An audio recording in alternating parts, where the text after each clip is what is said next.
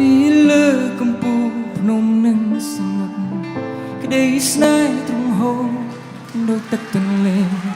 ហើយខ្ញុំនឹងបើកចំហ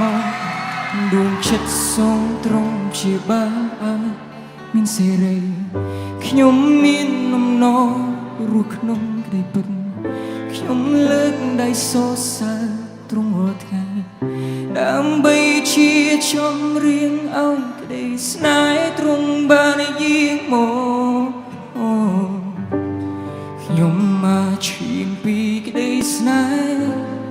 ទ្រង់រខ្ញុំមកឈានពីក្តីស្នេហ៍ទ្រង់រខ្ញុំមកឈានពីក្តីស្នេហ៍ទ្រង់រ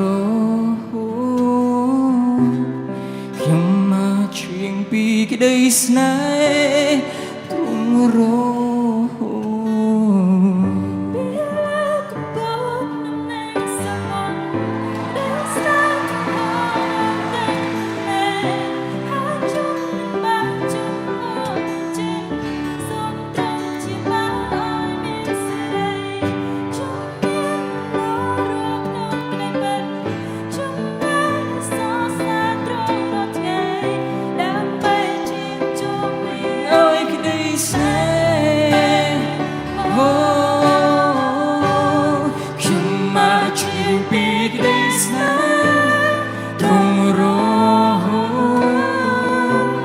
ខ្ញុំមកឈានពីក្តីស្នេហ៍ទ្រង់រ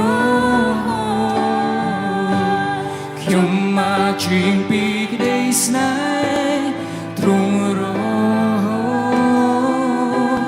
ខ្ញុំមកឈានពីក្តីស្នេហ៍ទ្រង់រ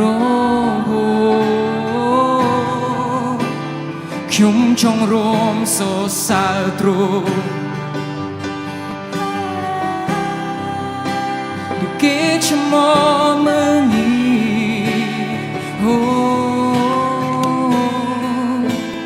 ពេលពលឺ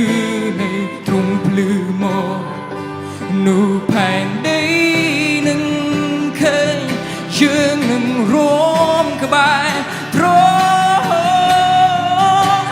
ខ្ញុំមកឈានពីក្តីស្នេហ៍ទ្រង់រឈានពីក្តីស្នេហ៍